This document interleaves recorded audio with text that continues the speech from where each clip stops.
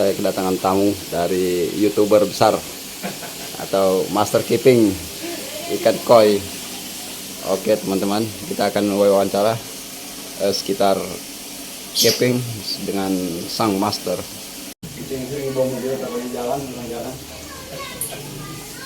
Oke. Assalamualaikum warahmatullahi wabarakatuh. Selamat sore, salam sejahtera untuk kita semua. Mudah-mudahan kita selalu sehat dalam lindungan Allah Subhanahu wa taala di rabbal alamin. Hari ini saya kedatangan tamu istimewa, sang master keeping dan YouTuber besar di samping saya. Kita oke. Untuk teman-teman, saya ucapkan dulu yang udah subscribe, yang udah mendukung channel Iwan Sahabat Koi. Saya ucapkan terima kasih banyak dan terima kasih banyak. Oke Om, diperkenalkan dulu Om untuk teman-teman para subscribernya Iwan Sahabat Koi. Nah, sebelumnya kayaknya berlebihan deh untuk dibilang master keeping lah, YouTuber besar sebenarnya biasa-biasa gitu, penghobi biasa aja sih sebenarnya. Ini saya juga perkenalkan, nama saya juga Firdaus dari Koi Park Indonesia. Baru merintis juga untuk YouTube-nya, jadi belum lama juga untuk YouTube channelnya. Tapi udah ide Om sebenarnya. Karena untuk YouTube ikan koi hobi itu untuk berkembangnya susah. Tapi ya termasuk bagus punya Om. Alhamdulillah kalau gitulah. Karena kita buat sebagai acuan YouTuber si Om Tiko aja baru seberapa, di atas 1000 subscriber. Jauh dibandingkan dengan konten-konten misteri atau konten hiburan Om. Padahal dia bikin konten udah lama. Kayak si kontennya DJ ini itu konten lama, YouTube besar juga, tapi ya sedikit aja. Tapi karena kembali tadi Om, tujuan kita kan hanya buat edukasi supaya banyak teman-teman penghobi ikan koi Om. Gitu. Mungkin saya banyak tanya dengan sang master keeping karena ada alasan bagi saya untuk menyanjung dia seperti tadi. Karena punya dia, lihat aja bisa di kontennya koi Pon Indonesia itu ikan koinya bisa mencapai 70-80 cm untuk dia keepingnya. Dan belum lama ini juga ada ikan yang baru di keeping ya? Iya, dari Onelito ya kalau nggak salah. Ikan kace Kohaku Momotaro dari Onelito. Itu udah lumayan juga, gede, jumbo, badannya bagus. 58 cm. 58, itu udah sangat bagus. Udah berapa lama itu di keeping Om? Berapa bulan? 7 bulan. 7 bulan. Jadi kemarin yang baru diupload videonya itu, mungkin teman-teman juga bisa cek nanti di channel saya. Itu memang itu dua ekor ikan import, yang satunya Jinrin Kohaku Maruyama, yang satunya Kohaku Momotaro, keduanya ekor 7 bulan. 7 bulan. Nah, keepingnya yang satunya 19 cm, yang satunya 24 cm, endingnya yang satunya 58 cm, yang satunya 50 cm.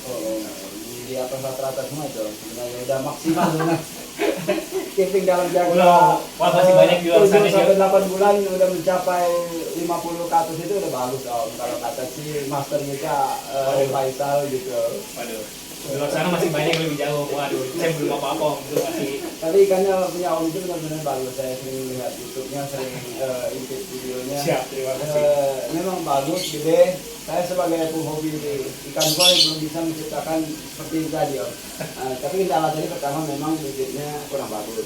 Kedua memang kepadatan. Ketiga memang pakan. 3 kendala itu. Untuk kolam aku rasa cukup syarat lah untuk kolam. Karena saya juga beberapa mengunjungi kolam teman sebagai penghobi bisa menciptakan ikan koi 70 sampai 75 sekian itu Om. Untuk kolam sekecil ini. Jadi dia bisa maksimal. Tapi tadi kembali, ikannya jangan terlalu padat. Kedua memang pakannya yang berkualitas. Dan di pot. Kalau mau menciptakan ikan gede itu kan nggak mungkin kita memberi makan itu sehari 1-2 kali Om. Yang jelas seperti itu ya. Saya akan bertanya lagi nih kan Om, lebih jelasnya, lebih fake-nya kan gitu. Secara logika atau secara teori saya kan seperti itu Om. Untuk keeping yang segede itu Om, untuk pakan menggunakan pakan apa Om? Kalau pakan saya udah gonta ganti, tapi kalau berbicara pakan ya kita nggak bisa pungkir tanpa bermaksud untuk mendiskriminasikan pakan produk brand lokal kita gitu ya. Sejauh ini sih memang untuk pakan impor memang masih di atas rata-rata dibanding untuk brand-brand pakan lokal ya. Untuk sebagai referensi ya, pakan kalau apa yang bagus? Kalau referensi pakan ini impor dulu mulai saya impor dulu. Kalau impor untuk grow itu saya masih memang bagi saya masih produk hasil, produk sakit, entah itu variannya apa aja, JPD juga ataupun Nippon varian apa aja. Masih bagus ya, masih cukup ya. bagusan memang Untuk referensi sebagai penghobi, penikmat kace, ya, itu masih referensi lah ya, bagus ya. Kalau untuk yang impor, nah kalau lokal menurut saya kalau untuk grow sejauh ini, kalau untuk grow sebenarnya masih bisa lah agak bersaing lah dengan pakan-pakan brand impor. Misalnya yang pernah saya pakai, yang pernah saya tes sendiri juga itu seperti Soori misalnya, Hero juga, terus juga ada Akasai, CKK segala macam, itu better lah menurut saya masih ya dibanding beberapa brand lokal yang lainnya.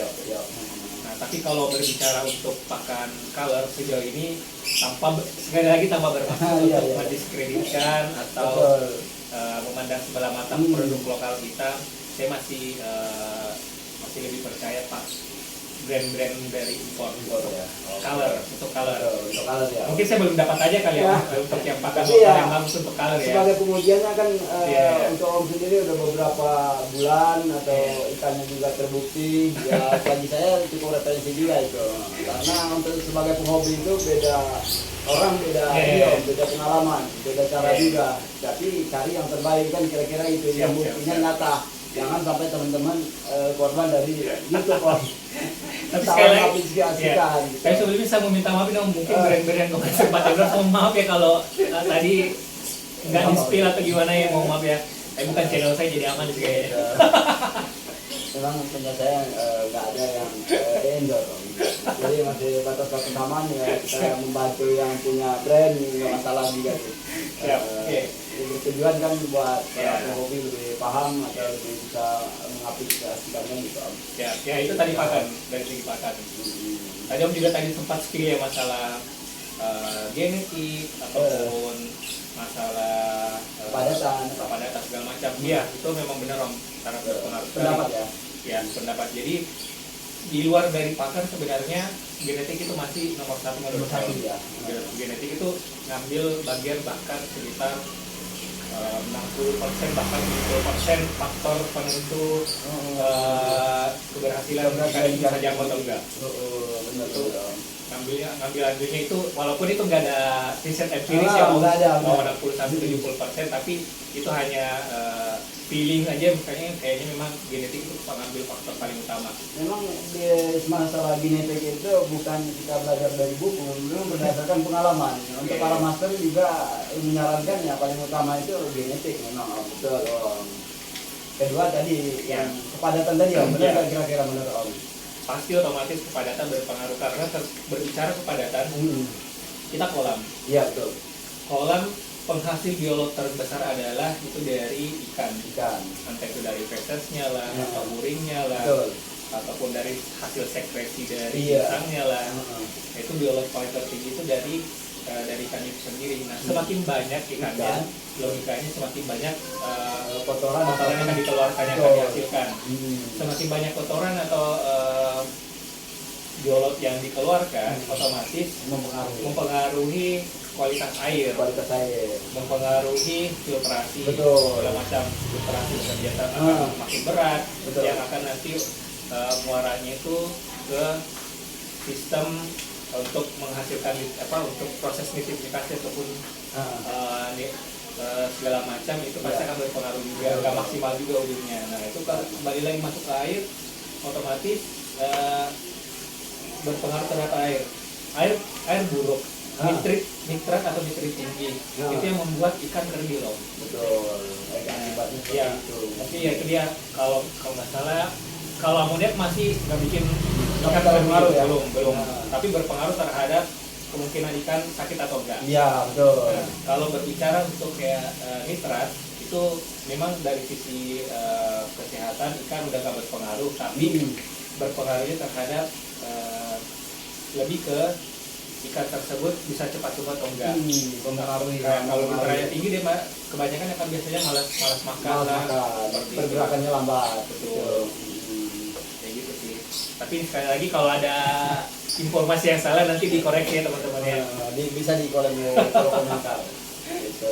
Saya menggunakan pakannya ya tadi yang saya bilang tadi, pakan lokal, pakan murah meriah, KE, gitu ya, hasilnya seperti ini. Gitu kan, karena terlalu padat, jadi nggak bisa membuktikan secara riset, tapi ya untuk sebagai penghobi atau mau memperindah depan rumah ya cukup puas. Gitu. Sebenarnya kalau berbicara untuk body sih udah lumayan om ya, termasuk cukup berisi dengan pakan. Tapi ini penggunaan pakannya berapa kali? Betul. Kalau seandainya saya posisinya di rumah ya bisa 1 sampai 5 kali. Tapi kalau seandainya posisinya kerja 1 sampai 2 hari sekali doang, pagi dan malam om. Biasanya kan pulang kerja saya malam om gitu. Kalau lagi di rumah seperti ini ya ada waktu saya kasih makan tempat, jadi nggak ada takarannya juga. Memang untuk kita KPM itu sebenarnya ada takarannya juga om, berdasarkan ukuran berat badan sebenarnya, atau berdasarkan jumlah ikan, benar nggak om? Kalau berbicara aturan textbook, ada berat badan, ada yang posting yang buat artikel itu sekitar 2% 3%. Betul. Tapi kayaknya kurang aplikatif kurang ya. saya.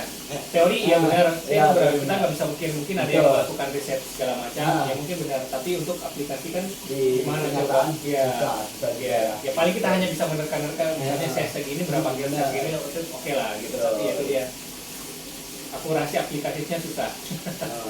Oke, terima kasih. Mungkin kalau terlalu panjang, terlalu bosan melihat channelnya Iwan Sahabat Coy. Mungkin apabila ada pertanyaan bisa di kolom komentar. Saya akhiri. Assalamualaikum warahmatullahi wabarakatuh. Salam hormat dari Iwan Sahabat Coy. Salam kulit persahabatan.